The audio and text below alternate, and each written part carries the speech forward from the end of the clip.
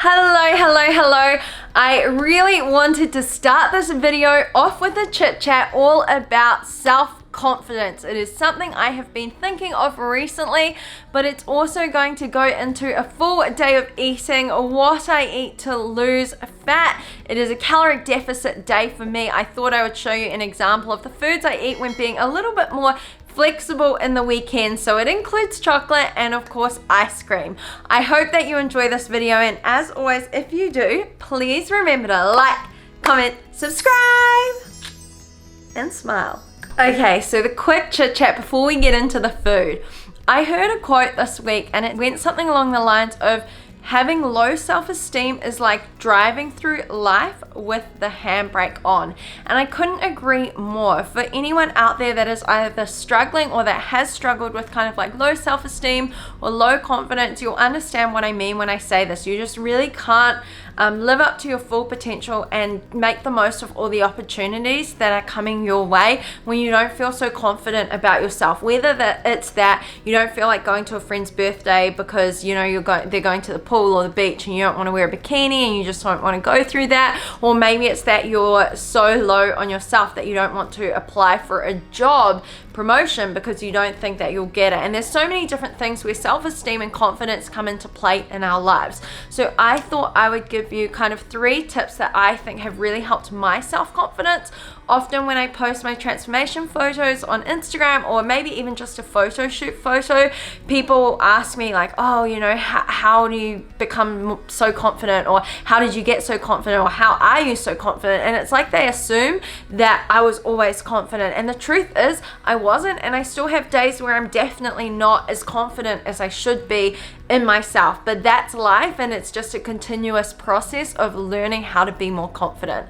So a few key things that I would like to say about confidence, first of all, is that a number on a scale isn't what brings you the confidence. Like, people will see transformation photos and they think that because I lost weight I became more confident, and it's not necessarily the case. I know that for myself and for a lot of other people that have lost weight, sometimes when you lose the weight you actually become more critical of yourself and you become less satisfied with where you are because you're always searching for the next thing. So you want to get leaner, you want to get stronger, you want to get fitter, and you don't actually appreciate how far you've come, and so the number on the scale isn't actually bringing you any more happiness.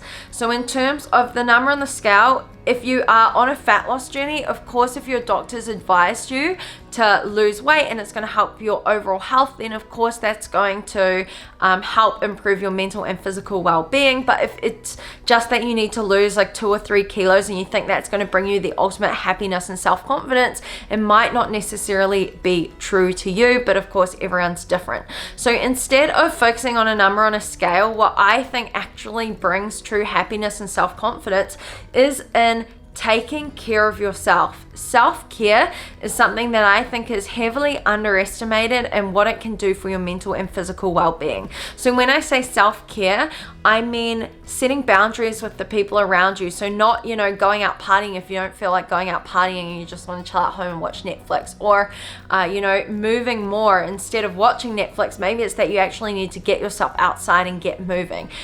Nutrition is a big one when it comes to improving how we feel from the inside out. Nutrition helps everything from our skin to our energy levels to how we sleep to how our mood is across the day, our hunger levels.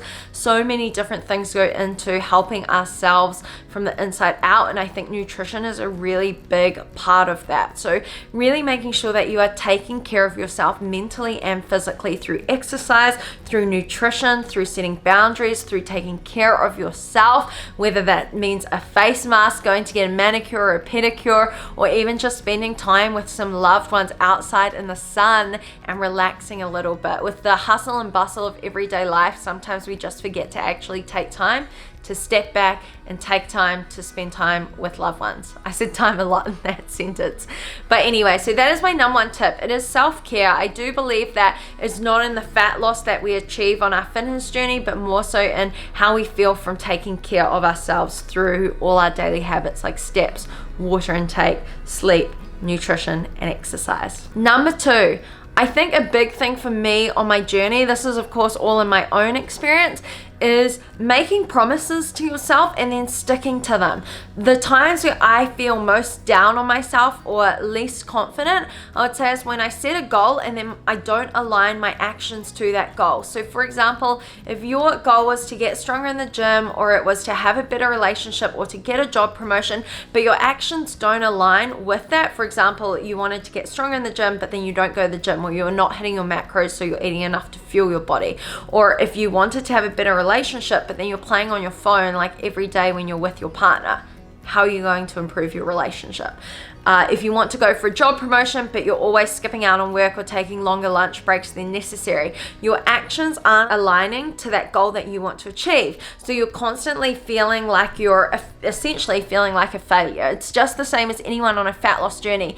If you really want to lose weight, but then you're never sticking to anything on your plan, and you're going out for drinks every weekend, and you're just not aligning yourself to what you said your goal was, then you're not going to feel kind of confident in yourself, because you can't even keep a promise to yourself.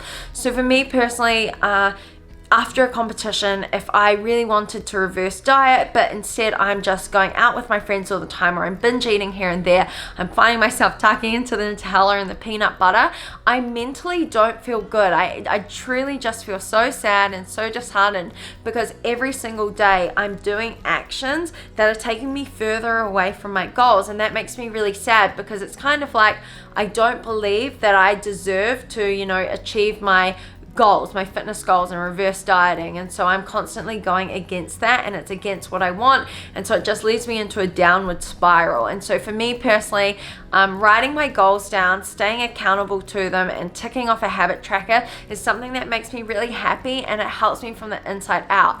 And the reason why I wanted to talk about self-confidence so much today is because I actually posted on my Instagram story a photo of myself, or like a boomerang, and a video of my shape right now, and I am absolutely loving it. It has nothing to do with the number on the scale or anything like that, but it's more so I feel so good. My skin is better, my hair is healthy, my nails are healthy, I'm stronger.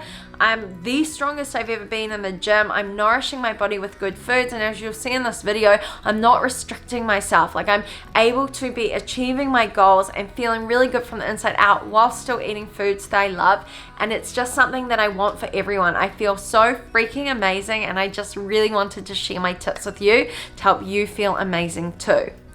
And so the third thing I wanted to talk about is self-compassion. Self-compassion is a massive one for a lot of people out there. I noticed that a lot of people sign up to join the squad, and they'll tell me that they always feel guilty after the weekend, or they feel guilty after celebrating their birthday or eating out with friends. And there's a lot of guilt going on when it comes to you achieving your goals and the relationship you have with yourself and food. And so self-compassion is going to be a big thing.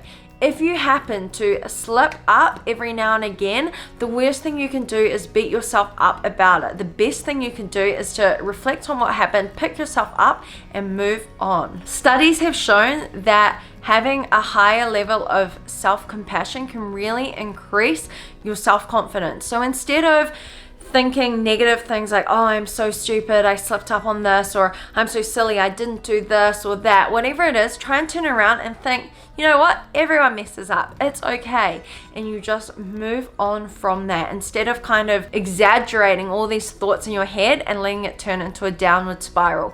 Be kind to yourself, speak to yourself as if you would to someone you love, to your best friend, to your partner. Speak with compassion and kindness. This goes a very long way, and I hope that you'll take time to really think about how you talk to yourself when you look in the mirror, or about your goals and things like that, and really just try and switch things around to a more positive way of speaking to yourself, just like you would to anyone else you cared about. Okay, before we get into the food, I just want to remind you that nobody is perfect. We are all just on our own journeys, and we all have such unique ones. It's so important not to compare yourself to anyone else. Be kind to yourself, be kind to others, and spread good vibes. Now, let's get into my full day of eating, starting off with my all-time favorite coffee smoothie. So this one here you would have seen on my Instagram a few times, probably on my YouTube as well. It was in my protein smoothie recipe, but I've made a few tweaks. So what I like to do is start my day off with this. I'm going to call it a salted caramel mocha iced protein smoothie. What a name. But anyway, I like to use an instant coffee. You could use a shot of Nespresso or something like that. I also like to use cauliflower in it recently. I've been using frozen cauliflower to really thicken up my smoothies, and I am loving it. So all you need to do is add all the ingredients into a NutriBullet or a blender and then blend it up. Serve it in a nice glass jar with a straw, because I feel like it tastes so much better when you serve it in a jar instead of drinking it from the blender. Seriously, all gone. I've been having that every day recently. This recipe is super simple. You can adapt it however you want, whether you want to use real milk, almond milk, vanilla almond milk, chocolate almond milk. Mix it up with the type of coffee, mix it up with the flavor of protein powder you want to use, but this is just what I do. All these recipes today are going to be super adaptable to you and your lifestyle, so just make it fit into your calories, and remember that there is no food police here. You are free to enjoy as you please. I had a super busy morning working, so I just had my smoothie and then I pretty much fasted until about 12:30 when I decided to make my lunch. And of course I am still addicted to chicken nuggets, so I made my homemade chicken nuggets, but I decided to make it more into like chicken strips. So I cut the chicken into strips. It was about 200 grams of chicken, covered it in the almond milk, and then of course dipped it into my breadcrumb. It's so much easier just to buy a breadcrumb than to make it yourself. And I also chopped up some pumpkin and some low carb potato to put into the oven, sprayed it with some oil, sprinkled it with some Cajun seasoning, and put that in the oven first before adding in the chicken, because of course chicken cooks a lot faster than it. So once I add in my chicken, I just let it cook until nice and brown and crispy. I like to use 180 degrees bake, and then I switched it to fan bake just to crisp it up a little bit. I also always serve this with my 50% less sugar added ketchup. I absolutely love ketchup. I swear all I really needed for this was sweet and sour sauce from McDonald's. It was grocery day, so Ross and I decided to buy some little chocolate treats. We got some Freddo Frogs milk chocolate and white chocolate, and we also got some Moro Gold Boost bars, so I had 2 of those as my little afternoon snack. I really felt like having something sweet today, as you can tell. Next up, we have an egg and veggie scramble. So what I've been doing recently for my afternoon kind of snack is to defrost a whole lot of frozen veggies and then pan fry them so they get nice and crispy. And I also like to add in either egg whites, or if I need some fat, I'll add in an egg. So I cooked an egg alongside the vegetables and swirled a little bit of egg whites through the veggies before dishing up the veggies and placing the egg beside. And I kind of like to use the egg yolk as my sauce. So it's already tracked, it's nice and simple. Sprinkle some Himalayan rock salt on the veggies while it's cooking, or in the bowl, use any seasonings you want. Super simple, so delicious, and that is a meal done in like 5 minutes. Ross and I went for a walk, and when we came home I was so hungry for dinner, so I thought I would make some kind of like a summery salad bowl, I guess. I didn't have any lettuce, but I did have a whole lot of fresh veggies. So I diced up some mushrooms, I diced up some onions, started pan frying them, added in some fresh asparagus. It is asparagus season. So I put those in the pan, and I also had about 95 grams of chicken breast. Cooked that up in a separate pan with some Cajun seasoning just to add a little bit of spice to it. And while those were cooking, I spiralized zucchini with my little Kmart spiralizer. I chopped up some little cherry tomatoes. These strawberry cherry tomato things taste like candy. I am loving them right now. I buy 2 punnets a week. I chopped up that. I dished up the onions, the zucchini spirals after microwaving them for like 30 seconds just to heat them up a little bit. Dished it all up, chopped up the asparagus, put in my tomatoes, and then added in the chicken as well. This was just such a delicious and easy meal. It feels like summer. I sat outside on the deck and ate it in the sun, and it was absolutely perfect. For dessert, I wanted to have some more sweet stuff. So I had some low calorie jelly. I absolutely love this. I kind of like to keep a bowl of it in the fridge at all times, just in case I get some sweet cravings at any time in the day. So I had my jelly, and then my last thing of the day was a chocolate salted caramel trumpet. I cannot believe that this is only 204 calories, but that wraps up my full day of eating. So it was a deficit of about 500 to 600 calories. I only ate 1500 calories, but this was what I would call a flexible day. So I personally really like to eat about 80 to 90% whole foods and 10 to 20% soul foods across the week. However, about one day a week, I like to be a little bit more relaxed on my food choices. Clearly that was today, where I get to eat kind of like anything I feel like eating within means. So I always try and hit my protein intake, and then I'm a little bit flexible with my carbs and my fats, but I'm feeling really good. I feel so mentally and physically strong right now, and I absolutely loved everything that I ate today. I hope that this gives you some inspo for your day. Just remember that everyone needs to have their nutrition personalized to them.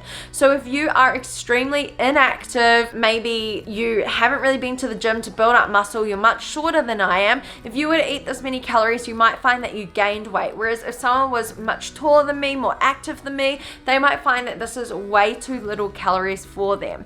It is really important to make sure that if you have a fat loss goal or a building muscle goal, your nutrition is tailored to you. So if you do need help with this, you don't know how many calories you should be eating, you don't know how to portion your foods out, what to eat, what to train, either at home or in the gym, please head along to anjuliemac.com.